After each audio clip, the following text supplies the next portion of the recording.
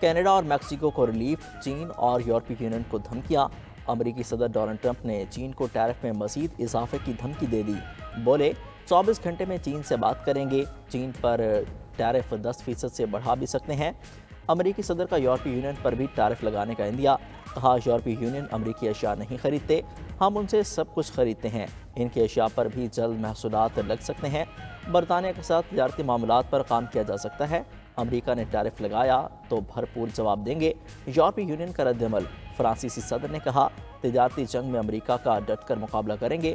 Polish وزیر اعظم بولے تجارتی جنگ غیر ضروری اور اہم خانہ ہے، اس سے بچنا ہوگا۔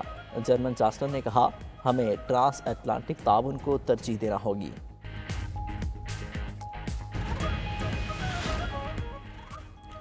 امریکہ چین کو تجارتی دھمکی سے ڈرا کر فائدہ نہیں اٹھا سکتا۔ معاشی ماہرین نے 10% امریکی ٹیرف کو بے اثر قرار دے دیا۔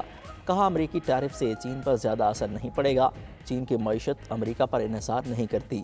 2018 میں بھی ٹرمپ ہزاروں ارب ڈالرز کا چینی مصنوعات پر ٹیرف لگا چکے ہیں۔ بیجنگ نے افریقہ، جنوبی امریکہ اور جنوب مشرقی ایشیا میں اپنے تجارتی معاہدوں کو مضبوط کیا۔ چین 120 سے زائد ممالک کا سب سے بڑا تجارتی شراکت دار ہے۔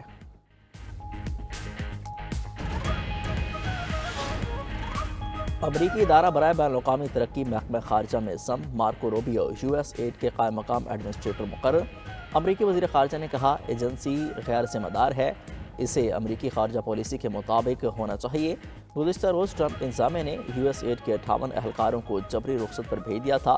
فنڈنگ رکنے سے یو ایس ایڈ کے پاکستان سمیت 100 سے زائد ممالک میں امدادی آپریشن بند۔ دوسری جانب امریکی مداخلت کے خدشے پر گرین لینڈ بھی متحرک۔ غیر ملکی سیاسی فنڈنگ پر پابندی کا بل آج ایوان میں پیش کیا جائے گا۔ مقصد گرین لینڈ کی سیاسی سالمیت کی حفاظت کرنا ہے۔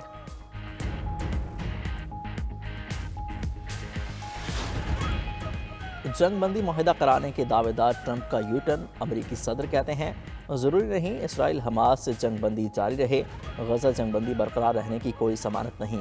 اسرائیلی وزیر اعظم نیتن یاہو آج امریکی صدر سے ملاقات کریں گے، غزہ اور ایران کے اہم ترین معاملات پر غور ہوگا۔ نیتن یاہو نے کہا کہ جنگ کے دوران جو اقدامات کیے اس نے پہلے ہی مشرق وسطیٰ کا چہرہ بدل دیا، یقین ہے صدر ٹرمپ کے ساتھ مل کر اسے اور بھی بدل سکتے ہیں۔ دوسری جانب امریکہ نے یوکرین کی معطل فوجی امداد بھی بحال کر دی، روس کے خلاف یوکرین کو فوجی ساز و سامان کی فراہمی پھر سے شروع۔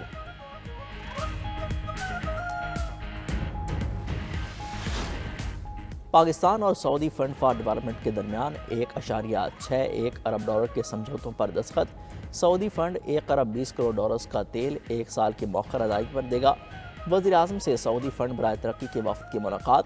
وزیر اعظم نے تعاون کو سراہا، گرین انرجی سمیت دیگر منصوبوں پر کام کی رفتار تیز کرنے پر زور دیا۔ دوسری جانب وزیر اعظم شہباز شریف کا مہنگائی 9 سال کی کم ترین سطح پر آنے کا خیر مقدم۔ بیان میں کہا 1 سال میں مہنگائی 28% سے کم ہو کر 2% پر آ چکی۔ اشیاء خورنوش سستی ہونے سے عام آدمی کی زندگی میں بہتری آ رہی ہے۔ وزیر اعظم مہنگائی کے ساتھ پالیسی ریٹ میں بھی مزید کمی کے لیے پرامید۔ شہباز شریف نے وفاقی کابینہ کا اجلاس آج طلب کر لیا۔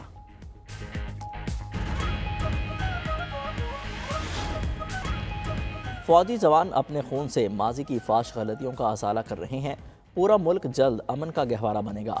وزیر اعظم شہباز شریف کے کوئٹہ میں امن و امان سے متعلق اجلاس میں گفتگو۔ کہا army chief general Asim Munir کی لیڈرشپ میں سیکیورٹی ادارے فرض کی ادائیگی کر رہے ہیں۔ کل رات میں انتہائی المناک واقعہ پیش آیا، سیکیورٹی فورسز نے دفاع وطن میں خون کا نذرانہ پیش کیا۔ بلوچستان کے دشمنوں کے ناپاک عزائم کبھی کامیاب نہیں ہونے دیں گے، تمام توانائیاں لگا کر دہشت گردوں کا صفایا کریں گے۔ اپنی صفوں میں اتحاد کی جتنی ضرورت آج ہے پہلے کبھی نہ تھی۔ اتفاق اور اتحاد سے چیلنجز کا مقابلہ کرنا ہے، امن قائم کر لیں پھر سیاست بھی ہوگی اور سیاسی میدان بھی سجیں گے۔ وزیر اعظم شہباز شریف کی سی ایم ایس کوئٹہ جا کر زخمی جوانوں سے بھی ملاقات۔ کہا آپ سب قوم کی ہیروز ہیں، مجھ سمیت پوری قوم کو آپ اور آپ کے اہل خانہ پر فخر ہے۔ زخمیوں نے کہا کہ ملک کی خاطر جان کا نذرانہ پیش کرنا پڑے تو ہمیں اس پر کوئی ملال نہیں۔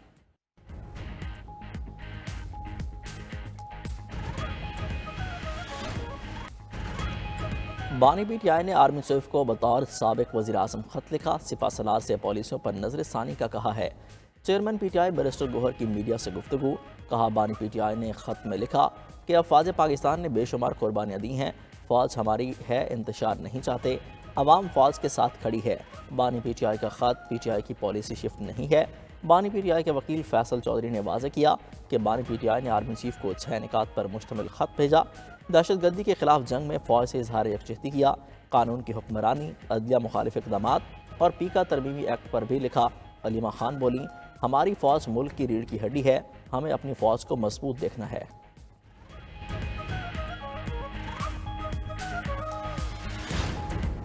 مریم نواز کی محنت سے پنجاب میں بہتری آ رہی ہے، عوام کی مشکلات میں کمی آ رہی ہے۔ نواز شریف کی پنجاب اسمبلی کے ارکان سے ملاقات میں گفتگو، کہا آپ سب میری طاقت اور عزت ہیں۔ وزیر اعلیٰ پنجاب مریم نواز بولی، ہماری کارکردگی پر سب سے بڑا چیک عوام اور نواز شریف ہے۔ ارکان اسمبلی نے کہا، مریم نواز نے نواز شریف اور شہباز شریف کے دور کی یاد تازہ کر دی ہے۔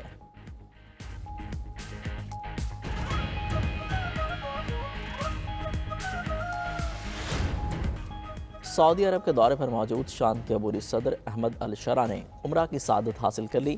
سعودی پریس ایجنسی کے مطابق احمد الشرع نے ساتھیوں کے ہمراہ عمرہ کی سعادت حاصل کی اور وطن واپس روانہ ہوئے۔ دوسری جانب شام میں کار بم دھماکے میں اموات 19 ہو گئیں، مرنے والوں میں 18 خواتین اور ایک مرد شامل ہیں۔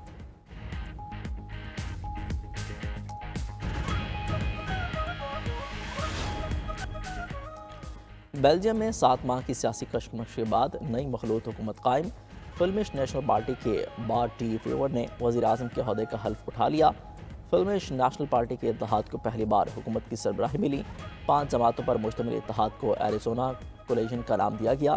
اتحادیوں میں بجٹ اصلاحات، سخت امیگریشن پالیسی اور سماجی ترقی جیسے نکات پر اتفاق ہوا تھا۔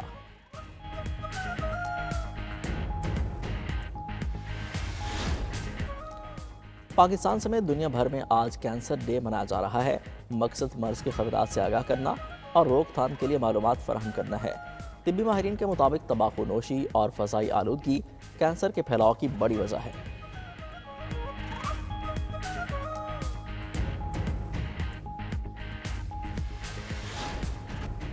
پنجاب کا خسارہ 146 ارب روپے ہے، ہمارا سرپلس 156 ارب روپے ہے۔ وزیر اعلیٰ کے پی علیمن گنڈاپور کی پشاور میں صحافیوں سے گفتگو، بولے ہم نے حکومتی ریونیو میں 49% کا اضافہ کیا ہے، اس کا مطلب ہے گورننس اچھی ہے۔ بانی پی ٹی آئی کی بنائی احتساب کمیٹی کی رپورٹ پر منوان عمل ہوتا ہے۔ وزیر اعلیٰ علیمن گنڈاپور کا سی ایم ایس پشاور کا دورہ، قرم میں فائرنگ سے زخمی ایڈیشنل اسسٹنٹ کمشنر سعید منان کی عیادت کی۔ دوسری جانب ضلع قرم میں پائیدار امن کے لیے مائدین کا ایک اور جرگہ، شرکاء کا سوشل میڈیا پر سنسنی پھیلانے والوں کے خلاف قومی سطح پر کارروائی کرنے پر اتفاق۔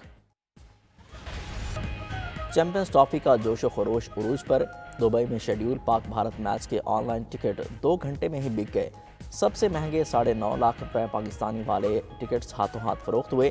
فروخت شروع ہوتے ہی 1.5 لاکھ سے زائد لوگ ویب سائٹ پر آئے۔ ویب سائٹ کا سرور بیٹھ گیا۔